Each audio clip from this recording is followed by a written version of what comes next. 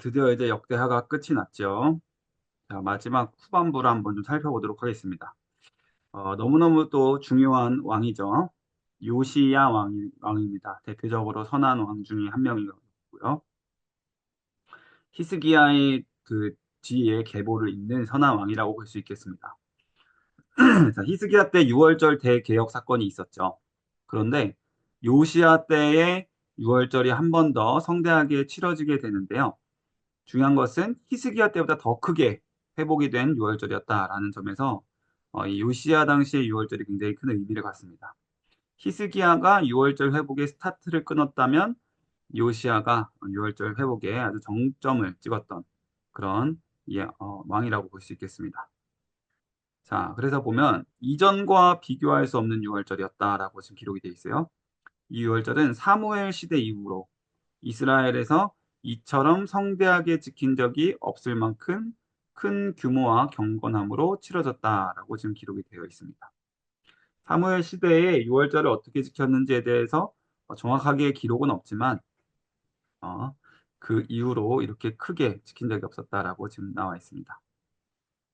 자, 그래서 요시야 개혁의 클라이막스는 6월절에 성대한 아주 큰 회복이었다라는 것입니다. 자, 이렇게 요시야는 하나님 앞에 선한 왕이었는데요. 애굽 왕과 싸움을 걸고 거기서 갈그미스 전투에서 사망하게 되고 맙니다. 자, 애굽 왕 느고가 아수르와 전쟁을 위해서 유브라데 강변으로 진군할 때 요시아가 이를 막으러 나갔다라고 기록을 하고 있는데요. 자, 느고는 사신을 보내서 나는 너를 치러 온 것이 아니라 하나님이 내게 명령하신 길을 가는 것이다라고 말을 하는데 요시아가 그 말을 듣지 않고 강행을 합니다. 결국 전투 중에 화살을 맞아서 중상을 입고요. 예루살렘으로 옮겨졌지만 죽음을 맞이하게 됩니다. 그래서 온 유다와 예루살렘이 그를 슬퍼했다라고 우리가 이미 열왕기에서도 살펴본 내용이죠. 그래서 예레미야가 그 왕의 죽음을 슬퍼하면서 애가를 지었다라고 이제 기록이 되어 있는데 이것은 우리 성경책에 들어있는 예레미야 애가서와는 다른 것입니다. 이 왕의 죽음을 슬퍼한 노래였다라는 것이죠. 자, 이렇게 선한 왕으로 기록이 되어 있고요. 평가되고 율법을 따라서 하나님 앞에 선한 왕으로 살다가 죽었다라고 기록을 합니다. 자, 그 이후에 이제 마지막 네 왕과 몰락의 길이 이제 기록이 되어 있는데요. 아들 여호아스가 이제 왕이 되는데 애굽왕 누고에 의해서 폐위가 되고 애굽으로 끌려가게 됩니다. 자, 여호야김이 원래는 엘리야김이었죠. 여호아스의 형제였습니다. 자, 계명을 시켜서 왕으로 세웁니다. 느고가 세우죠. 자, 그래서 아주 친 이집트파였다. 이 사람 그때 우리가 얘기했던 거 아마 기억이 나실 거예요. 뼛속까지 친 이집트파였다. 라는 왕이었죠. 그래서 여호와 보시기에 악을 행했던 왕이다. 자, 그러다가 이제 바벨론에게 잠깐 수그러드는 척했지만 바벨론이 잠깐 세력이 약해졌을 때 또 이집트에 붙었다가 바벨론 왕 느부갓네살에게 결국에 포로로 잡혀간 왕이었다라고 우리가 기억을 하고 있습니다. 자, 그다음에 이 여호야김의 아들 여호야긴이 이 느부갓네살에 의해서 세워집니다. 자, 근데 역시 악을 행하고 역시 바벨론으로 사로잡혀가게 됩니다. 자, 이때 바벨론 왕은 더 말 잘 듣는 삼촌인 시드기야를 이제 왕으로 세우게 되고요. 자, 시드기야는 11년 동안 통치하고 여호와 보시기에 또 악을 행하고 선지자 예레미야 경고를 무시하면서 결국 이제 걷잡을 수 없는 멸망을 당하게 됩니다. 자, 하나님께서 여러 번 선지자를 통해서 거듭 경고했으나 사신들을 비웃고 말씀을 멸시하면서 선지자를 욕하던 백성들은 결국 회복할 수 없는 지경에 이르게 됩니다. 그래서 바벨론 왕 느부갓네살을 보내서 예루살렘을 침공하게 하시고요. 성전에서 청년들을 칼로 죽이고 남녀노소 가리지 않고 학살했다. 모든 보물과 기물들을 다 가지고 가고요. 궁궐과 성벽까지 불타버리고 결국에는 완전히 멸망했다라는 것이죠. 이게 3차 침입입니다. 3차 침입. 3차 침입 때 느부갓네살의 3차 침입 때 이제 완전히 다 멸망을 하게 되는 것이. 그래서 예레미야서 25장에 보시면 유다 예루살렘이 멸망하게 될 것에 대해서 예언했던 노래가 있었는데요. 그 내용이 다 성취가 됩니다. 그래서 여기에는 이제 사람이 살지 않는 땅이 돼서 안식년을 누리게 된다라는 말씀처럼 다 죽고 살아남은 자들은 또 거의 다 대부분 다 끌려가서 포로 생활을 하게 됐다라는 것이죠. 자, 그런데 이 역대하 말씀은 마치 희망을 주면서 끝이 납니다. 바로 그곳에서 멸망한 데서 끝난 것이 아니라 갑자기 48년 뒤인 고레스 왕을 등장시키면서 이제 끝이 나게 됩니다. 자, 1차 침입 때 1차 포로들이 끌려갔잖아요. 우리 다니엘과 같은 선지자들이 끌려갔죠. 그때로부터 70년 뒤, 그러니까 3차 3차 침입 때로부터 48년쯤 뒤에 고레스 왕이 이제 등장을 하게 되는데, 그 고레스 왕을 이제 언급을 하면서 끝이 나게 되는 것입니다. 그래서 심판이 있었지만 회복이 있을 것, 희망의 메시지를 남기면서 끝이 나게 됩니다. 하나님은 신실하시다. 그리고 멸망의 책임이 한 왕이나 세대뿐만 아니라 온 백성의 불순종에 있다라는 것을 이제 강조하면서 하나님을 버리면 이처럼 징계가 따르고 회개할 때만 회복의 길이 열린다라는 것을 강조하면서 끝이 나게 됩니다. 우리가 맨 처음 역대기를 살펴보았을 때 말씀드렸다시피 이것은 포로 귀환 이후에 쓰여진 책입니다. 그러다 보니까 처음에 그 유다 백성들의 집중하면서 또 레위 제사장들의 집중하면서 제사의 엄청 그 중요성을 강조했던 그런 시작부를 우리가 기억하실 수 있을 거예요. 그래서 제사를 떠나면 안 된다. 그리고 마지막으로 다시 한번 그러나 돌아오면 회복이 있다라는 그 결론으로 이제 역대기가 끝이 나게 되는 것입니다.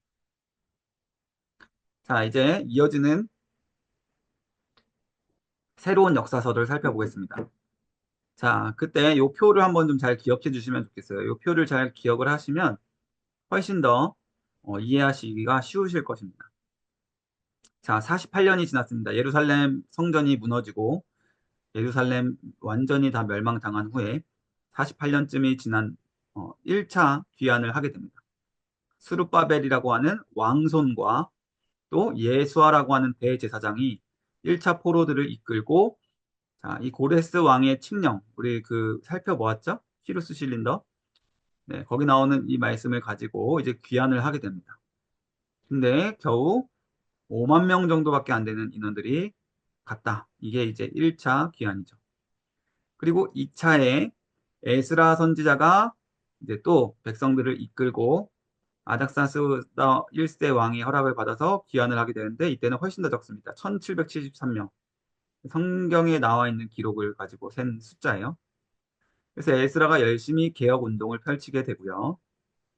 자, 이제 마지막으로 3차 때 느헤미야가 백성들을 데리고 이제 또 역시 동일한 아닥사스다 왕 1세 때 귀환을 하게 되는데 이때 명수는 정확하게 알 수 없습니다. 자, 그리고 결국에 느헤미야는 성벽을 재건하는 일을 하게 됩니다. 그래서 자, 이 표를 잘 기억하시면 이 이후의 역사서를 이해하시는 데 큰 도움이 되실 것입니다. 자, 이 1차 귀환과 2차 귀환 사이에 있는 책이 있는데 바로 그 책이 에스더서입니다. 자, 그래서 고레스 왕 다음에 다리오 1세 왕, 우리 그때 박물관에서 다리오 1세 인장이라고 요만한 조만한 도장 같은 혹시 그 기억나시나요? 조만한 벽돌 같이 생긴 도장. 네. 이 다리오 1세의 왕의 아들이 아하수에로 왕이거든요. 이 아하수에로 왕이 잠깐 등장하는 요 1, 2차 귀환 사이에 귀환한 백성들 말고 대다수의 아직 여전히 바벨론, 페르시아에 남아 있었던 당시 유대인들에 대한 이야기가 한 이쯤 들어간다라고 보시면 되겠고요. 그 다음이 이제 시기적으로 에스라 시대가 되는 것입니다. 그 아하수에로 왕의 아들이 아닥사스다 1세입니다. 그래서 이런 왕들의 흐름을 일단 잠깐 기억을 해주시고요.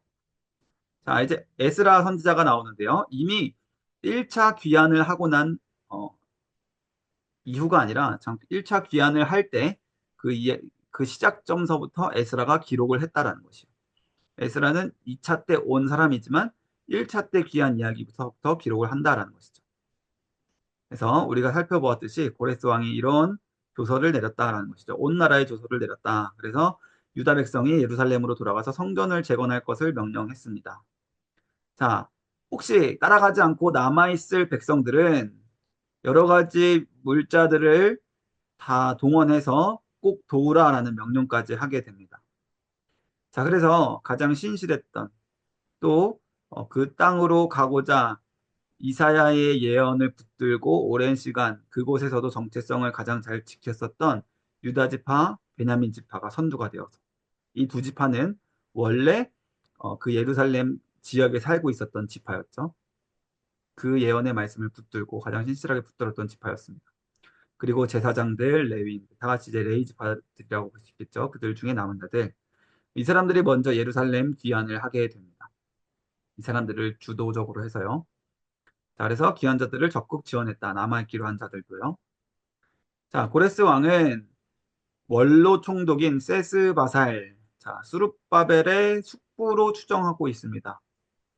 수룹바벨이라는 사람의 숙부로 추정이 되는, 삼촌으로 추정되는 이 사람을 총독으로 세워서 이 귀환자들을 돌려보내게 되고요. 반환된 기명, 이때 이 기명이라고 하는 것은 성전의 물건들입니다. 성물들을 말하는 것이겠죠. 한 5,400개 정도를 보내게 됩니다. 자, 하나님의 주권대로 예언이 정말 성취되었다라는 놀라운 사실이죠. 자, 물론 역사학자들은 이 고레스의 칙령을 보고 그 당시 세력이 다시 성장하고 있었던 이집트의 방파제 역할을 시키기 위해서 전술적으로 보낸 것이다라고 말하는 사람들이 굉장히 많습니다만은 우리는 결국에 하나님 주권과 예언의 성취다라고 보는 것이 중요한 관점이 됩니다. 자, 그리고 이제부터 다시 하나님이 허락하신 회복의 때가 시작되었다라는 것을 보여주죠. 그리고 귀환은 강제적이 아니라 하나님께 감동받은 자들의 자원과 순종으로 이루어졌다라는 점이 조금 우리가 기억해야 할 부분이 되겠습니다. 자, 그래서 1차 포로 귀환자들의 명단과 그 의미. 자, 여기 그래서 아까 말씀드렸지만 약 5만 명 조금 안 되는 사람들이 등장을 하게 됩니다. 지도자 그룹에서는 스룹바벨과 예수아, 여호수아라는 요 사람들. 자, 여기 뒤에 나오는 사람들은 이름이 우리가 알고 있는 이름들이지만 조금 다른 인물들이라고 보시면 되겠어요. 그리고 제사장 레위인들. 자, 그리고 중요한 부분은 이제 여기죠. 이 가운데 족보가 불분명한 자들이 있었다라는 것이요. 자, 나름대로 이런 하나님의 고토로 돌아가고자 하는 마음이 있는 자들이었지만 그 가운데 족보가 불분명한 자들이 있었다라는 것이죠. 70년의 세월이 지나가면서 족보를 잊어버리고 또 이방 사람들과 통혼하면서 자기의 뿌리를 잊어버린 사람들이 그 가운데서도 있었다라는 것이에요. 제사장 가문들 가운데서도 이런 자들이 있었다라는 것입니다. 그러니까 유다 베냐민 지파 아무리 돌아왔다 하더라도 그 가운데 얼마나 많은 사람들이 뿌리를 잘 알지 못하는 자들이 많았나라는 것을 우리가 생각해 볼 수 있는 것이죠. 그래서 이렇게 족보가 불분명한 자들에게는 성직을 제한하는 조치를 취했습니다. 자, 그래서 비연자 총수는 5만 명 정도에 달했다라는 것이죠. 자, 당시 바벨론에 200만 명가량의 유대인이 있었던 것으로 추정했을 때, 자, 여기 수치를 보시면 조금 안타깝죠. 성전이 회복될 것을 소망하면서 돌아온 인원은 전체 인원수의 약 2%밖에 되지 않았다라는 것이. 많이 적은 숫자의 사람들이 이렇게 귀환을 했다라는 것이죠. 신앙적으로 결단하고 헌신한 공동체가 매우 소수였다라는 것을 보여주는 수치입니다. 자, 그럼에도 불구하고 이 소수의 공동체의 남은 자들이 열심히 헌신을 해서 성전 재건을 시작을 하게 됩니다. 자, 여기서 우리는 이 에스라 2장에 수많은 이름들이 기록된 것을 보면서 이것은 하나님 앞에 기록된 이름이다라는 사실을 기억해야 하겠습니다. 이 성경 말씀에 그들의 이름이 기록되었다라는 것은 하나님께서 그들의 헌신과 그들의 결단을 귀하게 여기사 이렇게 오늘날 우리에게까지 기록을 하게 해주셨다라는 것이죠. 자, 이러한 신앙과 헌신을 우리도 귀하게 여겨야 하겠습니다. 그리고 그들이 가장 먼저 한 것은 성전을 회복하는 일이었다라는 것이죠. 예스라 3장에서 이어지게 됩니다. 자, 가장 먼저 성전이 아직 지어지기 전인데 가장 먼저 한 일은 집결한 다음에 제단을 먼저 세웠다라는 것이에요. 제단. 우리에게 가장 지금 최우선 되어야 될 것은 예배다라는 것이죠. 아직 성전이 세워지고 나서 그 다음서부터 되는 대로 상황에 닿는 대로 가능한 형편대로 예배를 드립시다가 아니라 성전 없지만 일단 제단이라도 먼저 세워서 바로 예배를 드립시다라고 했다라는 것이죠. 그래서 성전이 완전히 재건되기 전이었지만 율법에 따라서 번제 드리기 위함이었다. 자, 주변에 이방 민족의 위협과 두려움이 있었습니다. 그런데 그럼에도 불구하고 백성들은 이 두려움을 오히려 예배로 승화했다라는 부분이 우리가 어제 살펴봤던 부분에서 이제 중요한 부분이 되겠죠. 자, 두려움 속에서 예배를 드렸다. 그리고 초막절을 드렸다라는 것입니다. 자, 그 다음에 성전 재건을 이제 준비를 합니다. 건축 준비를 하고요.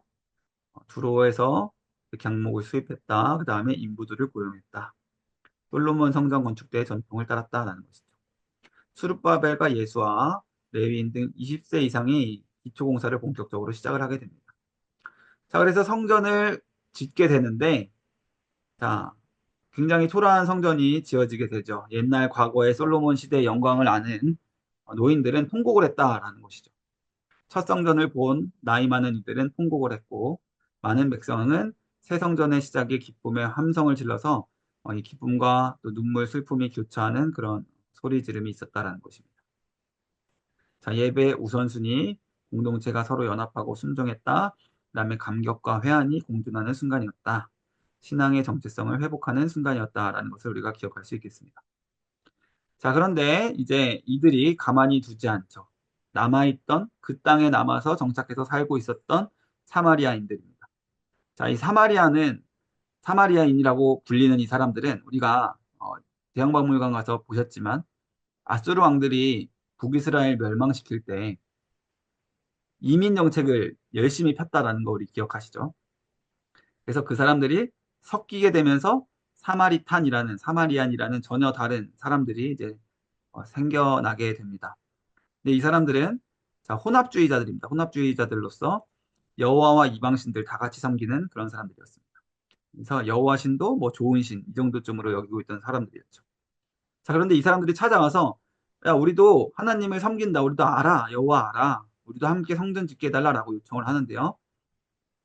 다노이, 수룹바벨과 예수아가 거절을 합니다. 우리가 홀로 건축하겠다라고 이야기를 하는 것이죠.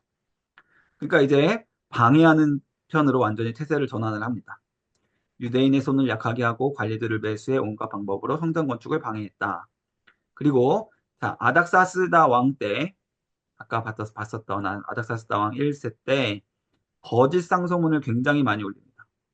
그래서 이 사람들이 성전 지으면 반역할 겁니다라는 그런 거짓 상소문을 많이 올리게 되고요. 성전을 재건하는 것은 제국 전체의 위험인 것처럼 과장해서 여러 민족의 이름을 동원해서 이런 상소를 올리게 됩니다. 사마리아인들이 참 못했었죠. 자, 이래서 유다인들이 사마리아 사람들을 싫어하는 거예요. 성경에서 신약 시대 가면 굉장히 싫어하잖아요. 이런 다 배경이 있는 것입니다. 자, 근데 이 아닥사스다 왕이 어, 포로들을 보내준 왕이기도 했지만 또 이 상소문에 심각성을 깨닫고 즉각 중단하라라는 이제 변덕을 이제 부리게 됩니다. 그래서 성전 공사가 약 14년에서 16년 동안 중단되게 됩니다. 자, 하나님 일에 이처럼 방해가 따른다라는 사실을 우리가 볼 수 있겠고요. 자, 성전 재건의 재개와 다리오 왕에게 올린 상소. 자, 선지자 학계와 스가랴의 격려가 자, 이때 이제 등장을 하죠. 학계 선지자와 스가랴 선지자가 이때쯤 이제 등장을 하는 거예요. 그래서 와서 백성들을 다시 성전을 지을 수 있게끔 격려한 선지자들 두 명 대표적인 선지자가 바로 학계와 스가랴인 것입니다. 유다 백성들을 책망하고 격려합니다. 14년, 16년 너무 오랜 시간 성전을 완공하지 않고 중단돼 놓은 이러한 것을 보면서 다시 빨리 일어나 건축하라라고 이제 격려하는 것이죠. 자, 그래서 선지자들도 함께하면서 백성을 도와주었다.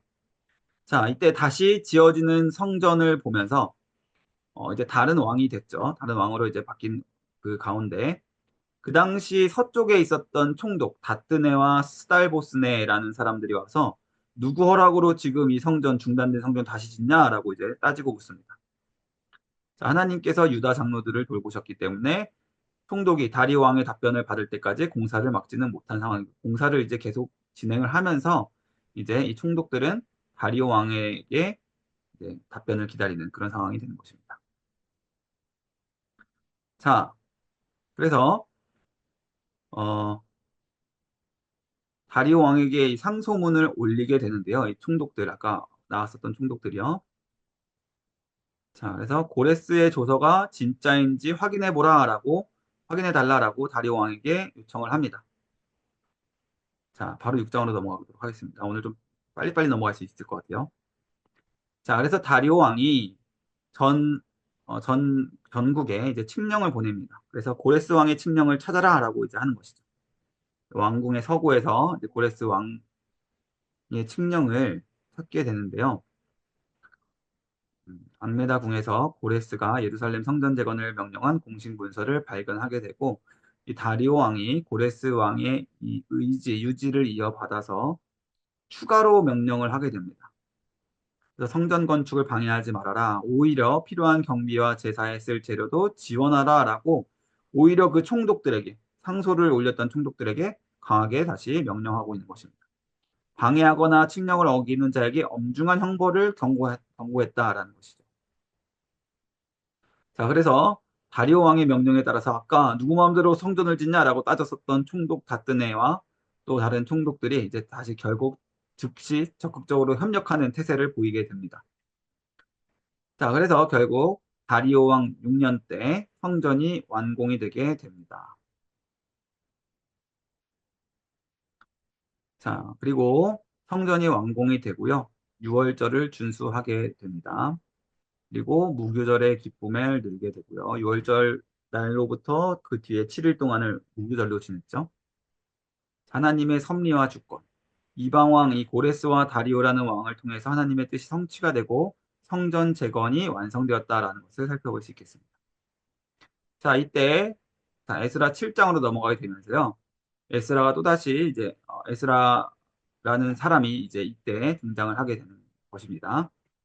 자, 2차 귀환을 이끈 인물 에스라. 그래서 이 사람은 제사장이었어요. 제사장. 아론의 현손이었습니다. 제사장이면서 동시에 율법학자이면서 동시에 서기관이로서 굉장히 학자였다라는 것이죠. 학자.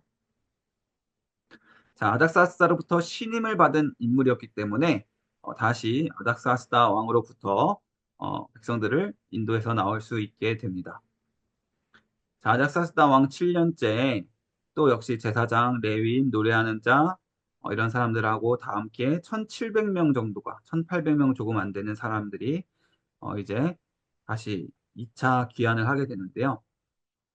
이스라엘 백성들에게 율법을 가르치기로 결심했다라는 것이죠. 사람들이 이제 성전을 다 지었는데 이들에게 이제 필요한 것은 율법이다라는 것을 이제 생각하고 그들에게 가르칠 것을 결심을 하게 됩니다. 그래서 에스라가 한 일, 아까 우리가 표에서 살펴봤지만 신앙 개혁의 운동을 적극적으로 펼친 인물이 에스라였다라는 것입니다. 자, 아닥사스다 왕이 이러한 칙령을 내렸습니다. 누구든지 에스라와 함께 귀환할 수 있고, 자, 왕과 신하들이 바치는 은금 예물, 바사 지역 유대인들의 헌금 등 성전 예배에 필요한 자원을 지원하겠다라고 이야기를 합니다. 자, 성전에서 드릴 제사와 필요 물품에 왕실 창고까지 마음껏 사용할 수 있도록 저는 이 부분이 조금 놀라웠어요.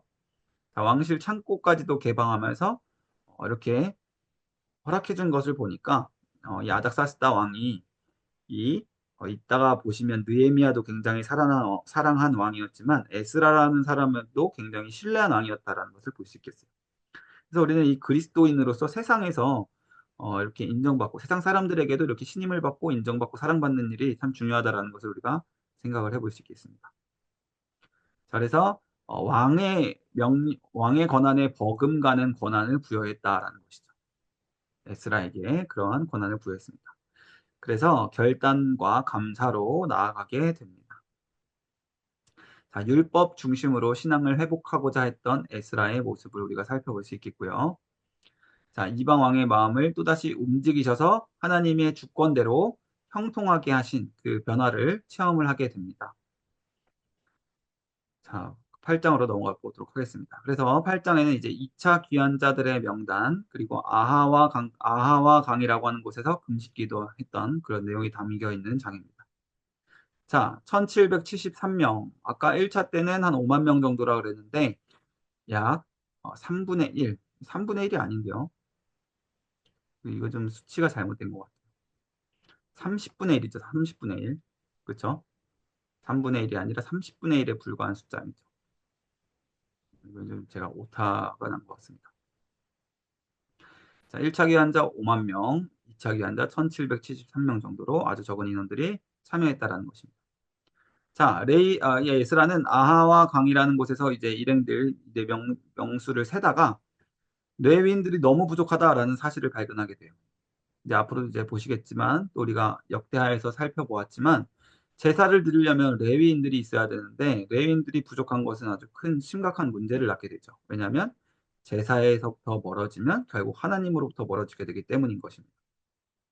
그래서 결국 레위인들 그리고 느디님 성전에서 일하는 사람들을 적극적으로 다시 재모집을 해서 성전에서 봉사할 사람들을 어느 정도 충원을 하게 되고요. 그렇게 준비하는 과정을 거치게 됩니다. 자, 그리고 이제 여기서부터 예루살렘까지의 여정이 순탄치 않은 위험이 도사리고 있는 여정이었습니다. 왜냐하면 지금 이 사람들의 손에 여러 가지 은, 금, 보화를 지금 이끌고 가야만 하는 여정이었기 때문에 또 1차 때와 달리 인원이 1,700명 정도밖에 되지 않는 소수였기 때문에 위험한 상황이었다라는 것이죠. 그런데 인간적으로 페르시아 왕에게 아닥사스다 왕한테 도와달라라고 요청할 수 있었음에도 불구하고 그렇게 요청하지 않고 오직 하나님의 보호를 구하고 금식과 기도를 선포하면서 나아갔다라는 것이죠. 그럴 때 하나님께서 그 기도를 들어주시고 안전하게 귀환하게 하십니다. 그래서 또 제사장들에게 이러한 성전의 물건들을 맡기는데요. 제사장들도 그 말씀에 순종해서 신실하게 그 물건들을 잘 가지고 옵니다. 자, 그래서 약탈이나 사고 없이 무사히 예루살렘에 도착했다라는 것이죠. 맡겼던 모든 헌물들을 하나하나 계수해서 제사장에게 인계하는데 문제가 없었다라는 것이죠. 지금 이 소수의 인원들이 얼마나 남은 자들이고 얼마나 이 예배의 회복, 또 고토의 회복을 소망하고 있는 자들이었는지를 우리가 알 수 있는 것입니다. 맡긴 물건을 하나하나 빼돌린 것이 없었다. 그래서 이 아닥사스다 왕의 조서를 가자마자 지방 관리들에게 전달하고요. 계속해서 제사가 잘 이루어질 수 있도록 하게 합니다. 자, 인간적인 방법이 아니라 하나님을 전적으로 의지하는 신앙의 모습을 보였던 8장이었습니다. 자, 9장 이제 마지막에 이르게 되죠. 9장과 10장. 자, 에스라가 그래서 딱 왔어요. 율법을 이제 가르치게 됩니다. 성전에서 제사를 또 예배를 열심히 드리면서 자신이 결심했던 것처럼 율법을 열심히 지금 가르치려고 하는데 시작을 하기에 앞서서 벌써 시작서부터 브레이크 제동에 걸리게 됩니다. 그게 뭐냐면 벌써 너무 많은 사람들이 그 땅에 지내면서 이방 사람들과 벌써 통혼하고 가나안 족속들과 벌써 결혼하면서 지내는 사람들이 너무 많았다라는 것이에요. 근데 충격적인 것은 제사장, 레위인 구분 없이 제사장들까지 뒷부분에 우리가 느헤미야에서 보시면 대제사장까지도 그렇게 통혼했다라는 그런 기록을 보게 됩니다. 그래서 이것은 율법을 가르치기에 앞서서 이거 먼저 어떻게든 손을 봐야 된다라는 이제 에스라의 결단이 있었겠죠. 그래서 이 죄에 앞장섰다. 방백들과 지도자들 먼저 이렇게 통혼하는 데 앞장섰다라는 이런 충격적인 부분들. 자, 그래서 이 소식을 듣고 에스라가 옷을 찢고 어, 또 머리와 수염을 뜯으면서 깊은 슬픔에 빠졌다. 머리와 수염을 뜯으면 엄청 아플 텐데요. 그죠? 하나님의 말씀을 두려워하는 자들이 에스라 곁에 모여서 함께 슬퍼했다라고 기록이 되어 있습니다. 자, 이때 에스라의 회개 기도가 여기서 9장에서 중요한데요. 자신이 죄를 지은 것이 아닌데 불구하고 마치 자신이 지은 것처럼 하나님 앞에 회개 기도 드리는 이러한 기도를 우리는 중보 기도라고 이야기했습니다. 그래서 모세가 이스라엘 백성들 그 우상 숭배에 동참하지 않았는데 하나님의 백성들을 향해서 막 생명을 걸고 기도했던 것처럼 에스라도 백성들을 위해서 중보 기도하는 모습을 보이게 된 것이죠. 자, 그래서 보시면 기도에 우리라는 표현을 계속 반복해서 사용했다라는 것입니다. 우리가 내일 살펴보게 될 부분이죠. 우리라는 표현이 얼마나 자주 반복됐는가를 우리가 보시면 좋을 것 같아요. 그래서 일부 사람들의 죄가 아니라 우리 공동체 전체의 죄다라고 인식했다라는 것입니다. 그리고 그것을 너무나 부끄러워하고 하나님 앞에 송구한 마음을 가지고 하나님의 은혜와 자비를 구하는 기도를 하게 됩니다. 역시 중보기도의 모습인 것이죠. 자, 10장입니다. 그래서 이제 어떻게 됐냐라는 것이죠. 자, 에스라가 성전 앞에 울면서 또 죄복하고 회개 기도를 드릴 때 많은 백성들이 함께 통곡하면서 모였다라는 것이에요. 이 부분이 아주 놀랍죠. 이 부분이 진짜 성령님께서 역사하신 그런 내용이다라고 볼 수 있겠어요. 이 10장 내용이 중요한데요. 자, 너무 충격적인 일이에요. 결혼한 아내와 아이들을 내보내라, 내치라라는 그 명령을 이제 해야 되는데 백성들 가운데 그래 우리가 진짜 잘못했다라는 일치하는 마음이 있었다라는 것입니다. 그래서 에스라가 저건 너무 심한 거 아니야라고 이렇게 이야기하는 거 하는 게 아니라 다 같이 와서 함께 크게 통곡하면서 모였다라는 것이죠. 자, 그래서 자, 아직도 소망이 있다. 그래서 이방 아내와 자녀들을 내보내자라고 이제 제안을 합니다. 자, 오늘날 우리 상식에서 생각해 보면 이거 굉장히 너무 과한 너무한 거 아닌가요?라고 이제 생각할 수 있어요. 그런데 이 당시는 이제 시대적인 배경을 우리가 좀 염두를 해 두었을 때 이제 막 성전이 재건된 지 얼마가 되지 않았고 백성들이 다시 처음부터 깨끗하게 성결하게 시작돼야 되는 백성들에게 필요한 조치였다라고 우리가 인식을 해야만 하겠습니다. 작년에 남성 통독방에서는 이 부분 가지고 이건 좀 너무한 것 아니냐라는 이제 말씀들이 이제 아내분과 자녀분들을 사랑하시는 많은 남성분들로부터 이제 질문이 이제 나왔었는데요. 자, 예루살렘에 모여서 비와 추위 속에서 떨면서 모였다라고 이야기합니다. 자, 예루살렘 이제 우기 때 가시면 굉장히 춥습니다. 겨울에 가시면. 자, 이렇게 추운 와중에 모여서 이 소집령을 이제 행하게 되는데요. 이방 여인 아내로 삼은 죄를 자복하고 하나님과 언약을 새로 맺어서 이방 아내와 그 자녀를 끊으라라고 이제 권고를 합니다. 그래서 백성들은 당신의 말씀대로 행하겠습니다라고 이제 응답을 하고요. 조사위원회까지 세워서 3개월 동안 실제로 아내와 자녀들을 내보내는 절차를 밟게 됩니다. 눈물로 이제 떠나보냈겠죠. 그러나 또 자신들의 죄에 대한 눈물의 회개 기도가 더 앞세워서 이렇게 하게 된 것입니다. 자, 여기 보시면 이렇게 통혼자 명단, 아까 느헤미야가 아니라 에스라 마지막 부분인데 제가 잘못 말씀드렸네요. 에스라 마지막 부분에 보시면 그 통혼자 명단에는 대제사장 등 지도자들도 다수 포함되어 있었다라는 부분이죠. 뭐 대제사장이 이렇게 통혼했으니 일반 백성들은 어, 보나 마나였다라는 것이죠. 자, 이처럼 시작한 지 얼마 되지 않아서 또다시 죄를 짓는 이스라엘 백성들에게 그러나 하나님께서 이 에스라를 통해서 다시 회개 운동을 하게 하셨다라는 것이죠. 그래서 에스라의 이러한 회개 운동은 특별 회개 집회였다라고 우리가 보시면 되겠어요. 특별 회개 집회. 자, 그리고 이제 느헤미야의 시대로 이제 넘어가게 됩니다. 자, 느헤미야는 아닥사스다 왕 제20년, 아까 에스라는 아닥사스다 왕 제7년이었죠. 약 14년쯤 뒤에 이제 수산궁의 왕의 술관원으로 일하고 있었던 왕의 관리였습니다. 자, 술관원이라고 하는 사람 굉장히 높은 사람이었죠. 왕의 술을 먼저 시음하는 기미상궁 같은 역할을 하는 왕이 굉장히 신뢰하는 자에게만 맡겼던 그런 역할이었다라는 것입니다. 자, 그런데 13년 사이에 무슨 일이 있었냐 보니까 예루살렘 성벽이 무너지고 성문이 불탔습니다. 이건 이미 예전에 느부갓네살 왕이 했던 일이죠.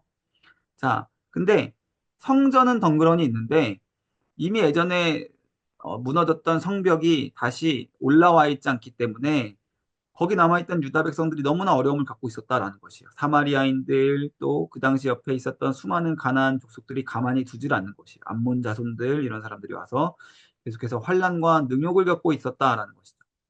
그래서 자기 동생 하나니에게 시켜서 지금 예루살렘에 간 유다인들 어떻게 지내고 있는지 소식을 전했는데 너무 이렇게 힘들게 너무 불쌍하게 지내고 있습니다라는 말을 듣고 느헤미야가 너무 큰 슬픔에 빠지게 됩니다. 자, 느헤미야 역시 공동체의 아픔을 자신의 아픔으로 받아들이는 중보적인 기도를 드렸다라는 부분에서 지도자의 이러한 역할이 강조되고 있음을 보게 됩니다. 자, 모세의 언약을 붙들고 기도했다라는 부분에서 느헤미야는 이 페르시아에서 성공한 사람이었음에도 불구하고 여호와 신앙을 잘 간직하고 소중하게 간직하고 있었던 남은 자였다라는 사실을 우리가 발견하게 됩니다. 모세 언약을 기억하고 그것을 기도로 했다라는 부분에서 발견할 수 있는 것이죠. 자, 그런데 다음 장 2장. 자, 아닥사스다 왕입니다. 또. 자, 등장해서 느헤미야가 이렇게 슬퍼하고 있는 얼굴을 보고 굉장히 마음 아파하는 모습을 보게 됩니다. 그래서 유다로 가게 해달라라고 이제 느헤미야가 이제 간청을 하니까 흔쾌히 허락했다. 그리고 귀한 기간까지 직접 물어보았다라는 점에서 정말 술관원이자 얼마나 아꼈던 사람인가를 우리가 다시 발견할 수 있는 것이죠. 그래서 언제 올 건데? 라는 것까지 이제 물어보았다라는 것이죠. 자, 왕이 모든 요청을 들어주었다. 그리고 왕의 지원과 하나님의 선한 손길에 입어서 몇 명인지 알 수는 없지만 3차 인원들이 예루살렘으로 출발을 하게 됩니다. 자, 그래서 느헤미야가 한 일은 성벽을 재건한 일이었다라고 아까 말씀을 드렸죠. 왕의 조서를 가지고 먼저 이제 총독들과 관리들을 만나서 우리가 이제 어, 이 예루살렘을 다시 재건하겠다라는 것입니다. 자, 그런데 여기 나오죠. 아까 그 환란과 곤궁에 빠지게 했던 사람들. 대표적으로 산발랏, 사마리아 사람의 산발랏, 암몬 사람인 도비야. 자, 이 산발랏과 도비야라는 사람을 잘 기억을 해두세요. 나쁜 사람들이에요. 나쁜 사람들. 자, 적대감을 드러냈다라는 것이죠. 그리고 느헤미야는 이런 적대적인 대표적인 세력, 산발랏과 도비야의 세력을 피해서 어, 야간에, 밤에 소수의 사람만 데리고 성벽이 얼마나 지금 허물어져 있으면 어떻게 재건을 해야 될지를 조사를 하게 됩니다. 그들의 눈을 피해서 신중하게 진행한 어, 그러한 조사였습니다. 자, 그래서 다시 백성들을 모아서 우리가 이제 다시 성벽을 재건하자라고 이제 제안을 했습니다. 그래서 약 또 13년 정도, 14년 정도 시간 동안 또 힘든 시간을 보내고 있었던 백성들이 다시 그래요, 우리 이제 일어나 성벽도 재건합시다라는 한 마음으로 결단을 하고 재건에 힘을 모으게 됩니다. 산발랏 도비아 여기 또 나오죠. 그리고 아라비아 사람 게셈이라고 하는 이 대적들, 세 명의 대적들이 비웃고요, 모함했습니다. 그러나 느헤미야는 그들의 비웃음과 모함에 흔들리지 않고 하나님이 형통하게 하실 것이다라고 단호하게 선언을 하게 됩니다. 자, 방해와 믿음의 대결. 외부에 방해가 있지만 믿음으로 끝까지 밀고 밀어붙인 느헤미야의 모습인 것입니다. 자, 그래서 느헤미야 3장은 이제 실제로 성벽을 재건하는 내용입니다. 재건이 이제 시작이 되는데요. 자, 이제 중요한 부분은 이제 이 부분입니다. 대제사장 엘리야십과 제사장들이 성전과 가까운 양문부터 시작해서 성벽을 재건했다. 자, 성벽을 재건할 때는 당연히 성문도 같이 재건을 해야겠죠. 자, 근데 양문을 가장 먼저 했다라는 것이 이제 중요한 포인트입니다. 양문은 제사 드릴 희생 제물들이 지나는 문이에요. 예수님께서도 이 양문을 통해서 들어가셨다라는 예루살렘에 입성하신 그런 내용들이 나오죠. 자신이 희생 제물로서 예루살렘에 입성할 것을 보여주신 그런 내용들입니다. 그래서 이렇게 양문 먼저 수리했다. 그리고 제사장, 귀족, 평민, 상인, 금세공인 등 할 것 없이 많은 사람들이 각자의 위치에서 헌신적으로 일하게 되었다라는 것입니다. 이렇게 굳건한 마음을 가지고 있었던 느헤미야라는 지도자 아래 많은 사람들이 한 마음이 되어서 일을 해 나갔다라는 것입니다. 그리고 여기서 우리가 살펴볼 부분은 그 다음은 그 다음은 그 다음은이라는 표현들이 이제 반복적으로 등장을 하게 되는데요. 그러니까 어떤 성문, 어떤 성벽은 누가 맡았고 그 다음은 어떤 성문, 성벽을 누가 맡았고 이런 내용들이 계속 반복되고 있다는 것이에요. 그래서 성벽의 각 구역이 유기적으로 각자 할당한 몫을 받아서 성실하게 이것들을 재건해 나갔다는 것입니다. 한 사람, 한 집단의 헌신이 다른 사람의 사역과 이어져서 전체 성벽이 완성되는 공동체적인 연대와 협력의 힘을 보여주는 부분이 바로 그 다음은 그 다음은이라는 표현으로 볼 수 있겠습니다. 자, 우리도 각자 모양은 다르지만 각자 삶의 자리에서 각자의 모양대로 헌신하고 공동체 전체의 회복을 이끌어 나가는 그런 모임이 되었으면 좋겠습니다. 자, 이렇게 사명을 분담한 사람들과 그들의 충성으로 인해서 이제 성벽이 재건되기 시작하는데요. 자, 역시 에스라서와 마찬가지로 수고한 이들의 이름을 빠짐없이 기록했다라는 점입니다. 그래서 하나님 보시기에 귀한 섬김, 하나님께 상 받을 만한 귀한 섬김의 기록을 그들의 이름을 빠짐없이 기록함으로써 남게 되었다라는 것입니다. 자, 근데 또 아까 이야기했던 이 산발락, 도비야 이 사람들이 와서 또 비웃으면서 조롱을 합니다. 이 미약한 유다 사람들이 하는 일이 무엇인가? 불탄 돌을 흙무더기에서 다시 일으키려는가? 라면서 이제 조롱을 했고요. 도비아는 이런 말을 합니다. 여우가 올라가도 무너질 성벽이다라고 이제 놀립니다. 그러니까 보기에 아직 이때쯤만 해도 허접해 보였다라는 것이죠. 자, 그런데 어떻게 했냐면 느헤미야는 그들과 다투지 않고 하나님께 기도하며 나아갔습니다. 그 사람들을 대적하면서 적극적으로 반박한 게 아니라 오히려 그 모든 것을 하나님께 토로하면서 기도했다라는 것이죠. 그래서 그들의 악을 덮어두지 마시고 그들의 죄를 도말하지 마옵소서라고 이야기를 합니다. 자, 계속해서 기도하고 백성들을 격려하면서 결국 절반 높이까지 완공을 하게 됩니다. 자, 이제 절반 정도 성벽이 어느 정도 많이 모양을 갖춰 나가니까 이제 산발랏과 도비야, 아까 이 나쁜 사람들이 이제 마음이 급해진 거예요. 그래서 이번에는 군사들을 연합해서 공격을 도모합니다. 백성들이 낙심하기 시작합니다. 왜 이렇게 우리를 가만히 냅두질 않는가? 군사들까지 연합해서 끌고 와서 이렇게 방해하는 모습을 보니까 백성들이 낙심하는 것이죠. 자, 그러자 이제 또 느헤미야는 이제 무슨 방법을 내리게 되냐면 우리 싸우자라는 것입니다. 하나님이 함께 하신다. 우리 반드시 이 일을 해야 된다. 다만 우리가 싸우자. 저 사람들 쳐들어올 때. 그래서 한 손에는 일하는 도구를 들고요. 한 손에는 무기를 들고 이렇게 허리에 칼 차게 해서 일을 시킵니다. 그래서 옷도 갈아입지 않고 옷도 벗지 않고 무장한 채로 생활을 했다. 언제나 싸울 준비를 하고 있었다라는 것이죠. 이것이 오늘날 우리에게 주는 영적인 의미가 있는 것이죠. 우리가 공동체 회복을 위해서 우리가 함께 싸워 나갈 때 영적인 무장이 늘 필요하다라는 그런 말씀으로 다가올 수 있는 부분입니다. 자, 그래서 이 느헤미야는 기도와 실천을 아주 골고루 잘 조화시킨 인물이었다라는 점에서 우리가 기억해야만 합니다. 이 느헤미야라는 사람을 우리가 참 본받을 점이 많은데요. 기도만 한 사람도 아니고 기도 없이 일만 한 사람도 아니고요. 기도와 실천을 아주 잘 이루어낸 훌륭한 백성들의 지도자였다라는 것입니다.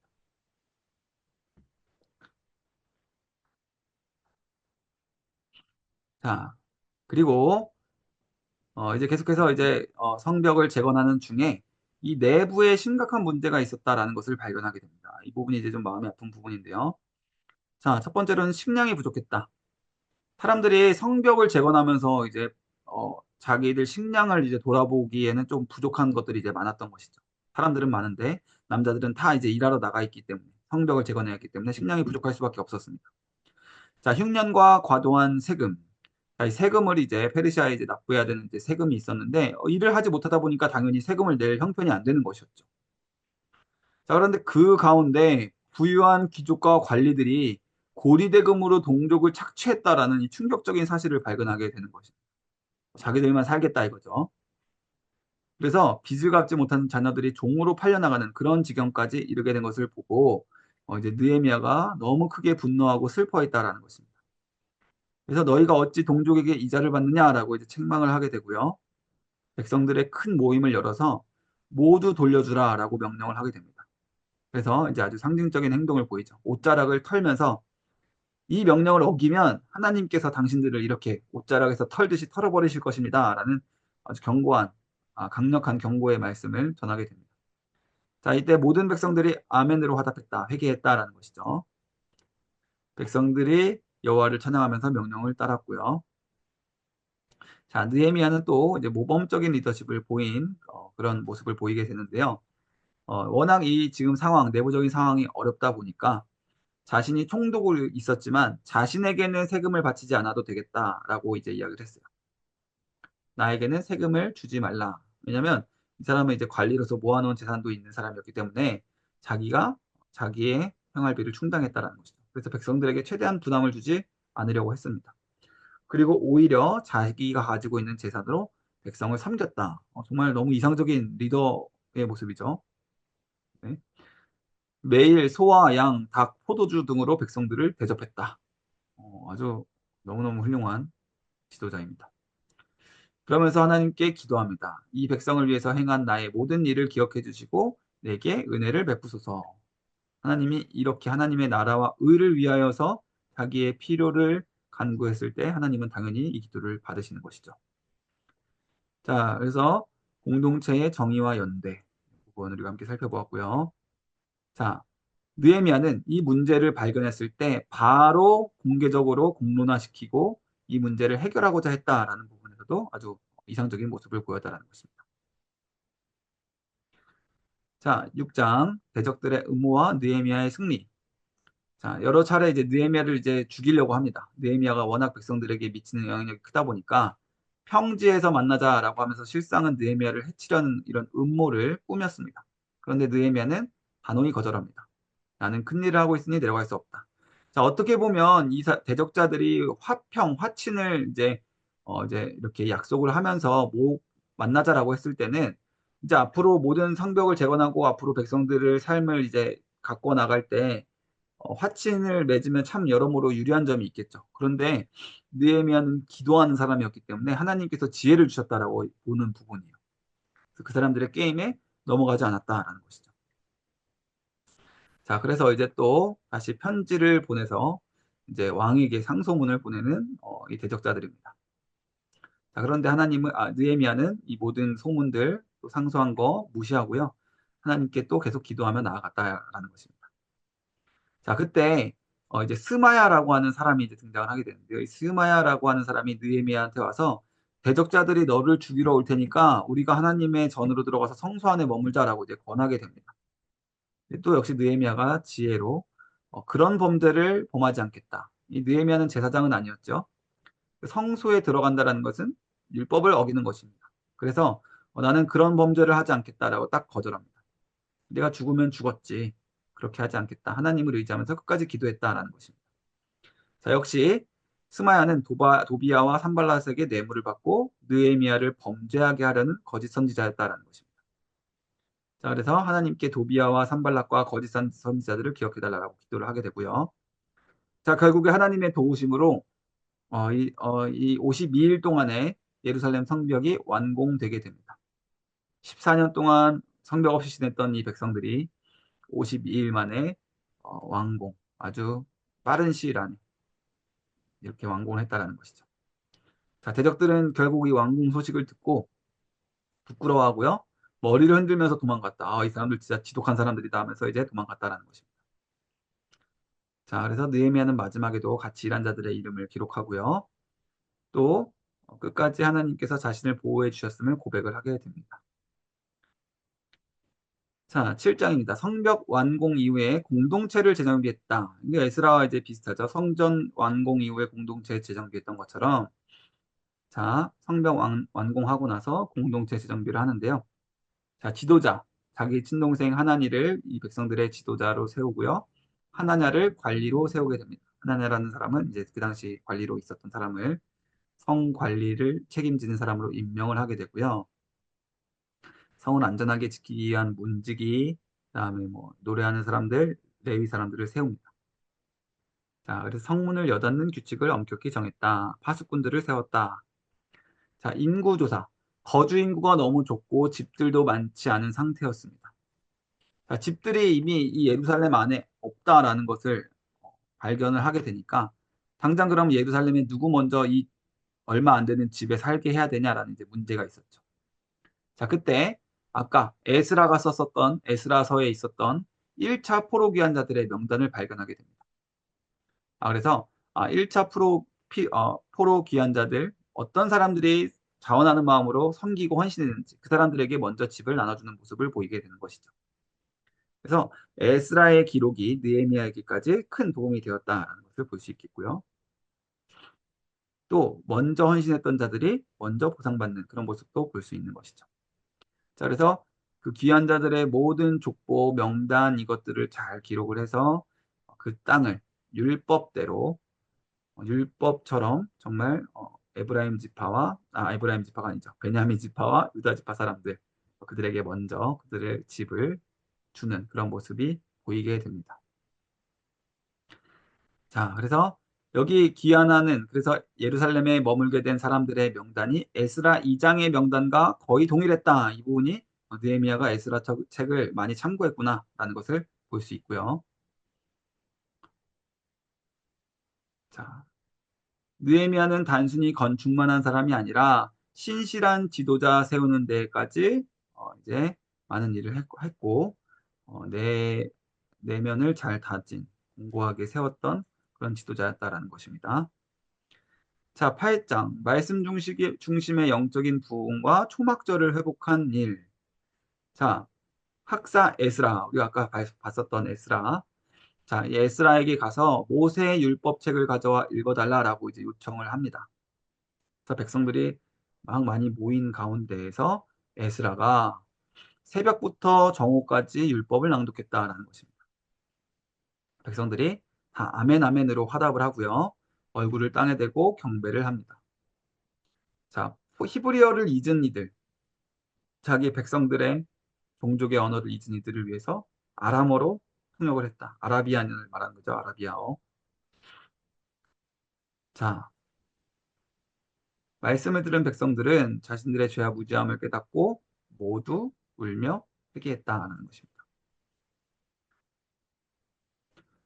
자, 에스라와 느헤미야 그리고 레위인 모든 지도자들이 백성들에게 오늘은 여호와의 거룩한 날이니 슬퍼하지 말고 기뻐하라라고 위로를 합니다.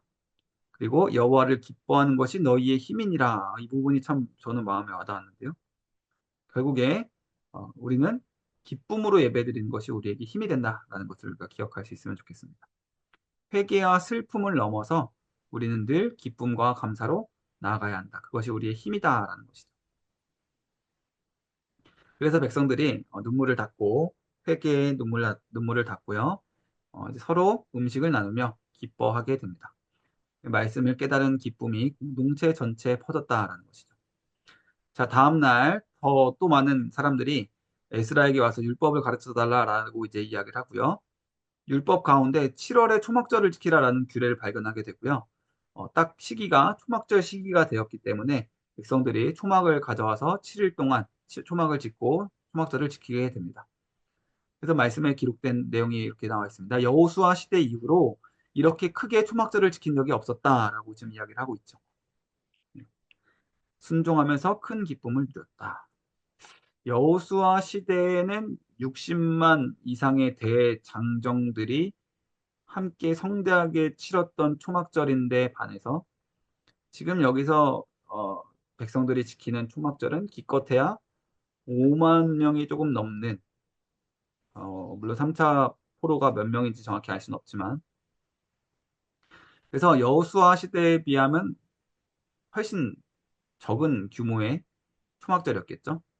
자, 그런데도 불구하고 이렇게 지킨 적이 없었다라고 지금 단정하고 있는 이 성경의 말씀을 통해서 백성들이 절기와 제사와 예배에 얼마나 소홀했는가를 6월절 말고 초막절로도 지금 느헤미야가 보여주고 있는 것입니다.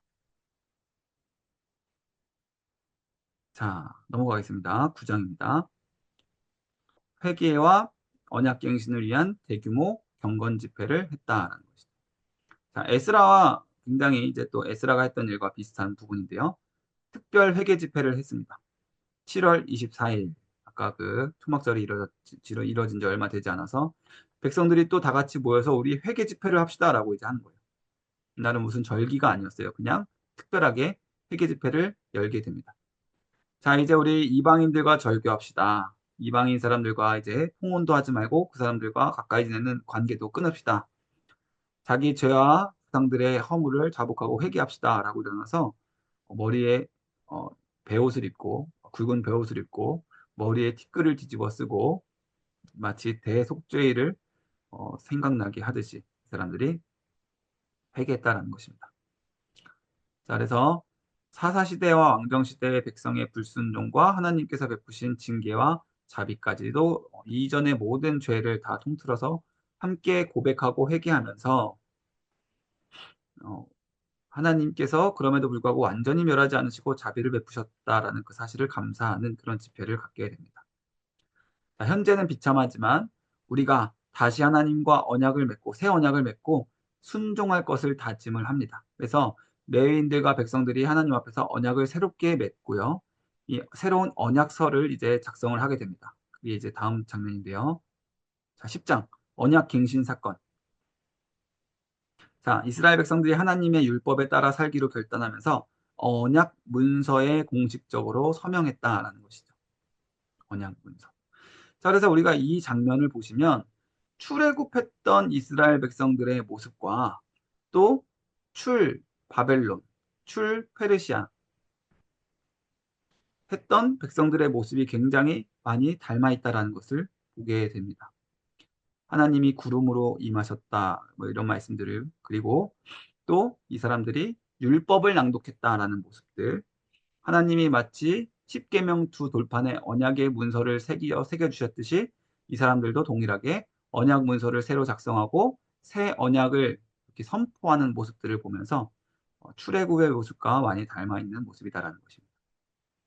자, 총독인 느헤미야, 백성들의 지도자였던 느헤미야와 시드기야를 비롯해서 제사장, 레위인, 귀족 등 84명의 이름이 이 언약 문서에 기록이 됩니다. 하나님 앞에서 새로운 언약 공동체, 이전에 죄지었던 공동체가 아니라 새로운 언약 공동체를 세우겠다라고 확증하는 사건이었습니다. 자, 구체적인 신앙 실천의 내용은 우리가 지금까지 살펴봤던 내용들 비슷합니다. 이방인과 통혼하지 말자, 안식일과 모든 성일들을 잘 지키자, 안식년을 준수하고 서로의 빚을 탕감해주자, 고리대금하지 말자, 성전세를 내고 성전 봉사에 우리가 힘쓰자, 그리고 11조를 우리가 다시 열심히 철저히 지키자. 왜냐하면 11조를 하지 않으니까 레위인들이 다들 자기 밥벌이 하느라고 아까 그때 에스라가 막 꾸짖던 그런 내용들이 이제 기록을 우리가 살펴볼 수 있죠. 제사가 결국에 무너졌다라는 것이죠. 성전의 섬김과 지속, 하나님의 전을 버리지 말자라는 결단을 끝으로 이제 언약 갱신하는 문서의 선언으로 10장까지 마치게 됩니다. 자, 혹시 여기까지 한 부분들 가운데 질문이 있으실까요?